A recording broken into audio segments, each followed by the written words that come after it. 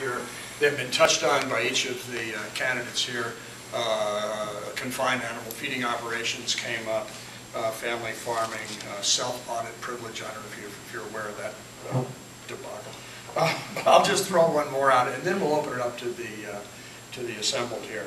How would you seek to protect the natural resources in our state forests, our parks, and our conservation areas from careless and illegal recreation and from the threat of commercial development? What legislation might you propose to support or address this issue? Oh, the order. How about Mary? Yeah, Mary, Bob, Sean. How's that? Through my work with the Department of Natural Resources, and when I started there, I was communication director for state parks. I had the opportunity to travel all over the state, visit every state park and historic sites. And I know that there are matters of encroachment, there are issues associated with challenges to our park, and with our legislative process, we would put a priority on protecting our parks. Through my work with the Attorney General's office, we had challenges with off-road vehicles going through the Ozark streams, and the Attorney General worked very hard on trying to stop that. Not totally successful, but that is a priority. We've got to protect our streams. Gravel mining next to the streams is another issue in the Ozarks. Chip mills were a huge issue in the Ozarks, and the devastation and the soil erosion because of those. I just think you have to be vigilant on these matters. You have to protect your parks, you have to protect your streams and your water and your air. That requires a Department of Natural Resources that understands its purpose and its role. It requires strict laws and strict enforcement of those laws.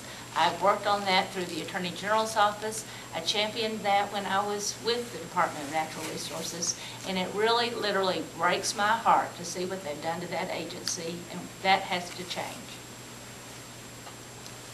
I think you need people there that really have the land as a priority, and the people, because it's really our rules. It's it's what we can hand down to our children. And I think what has gone on lately is sometimes maybe the governor's brother gets involved, or maybe it's there to be exploited, and it's there to be pillaged, and that should not be the reason why it's there. It is there for all of us to enjoy, and hopefully our kids and our kids' kids and our kids' kids' kids. That is why it's there, and that's, if we set that tone, I think we could hand an improved land, not just as good, but maybe better than it is right now, and that would be my goal.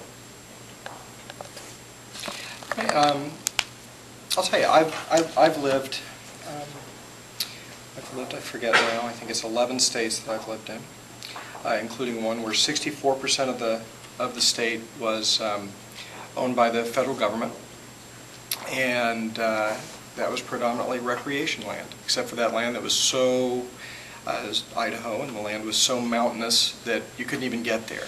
You know, there's a lot of very protected land.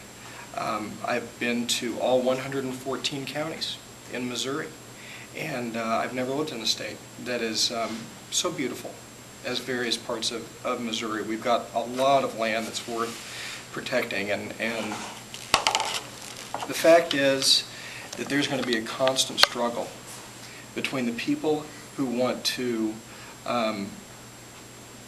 use it up and don't have a sense of the long-term best use for that land, and the people who realize that we have to protect what we have, and they have a long-term view. And what we have to hope, and what I believe the mission of this organization is to make sure that it's the second kind of person that is our leadership. Someone who realizes that the underlying principle has to be allowing this land that we've been entrusted with to continue to be used.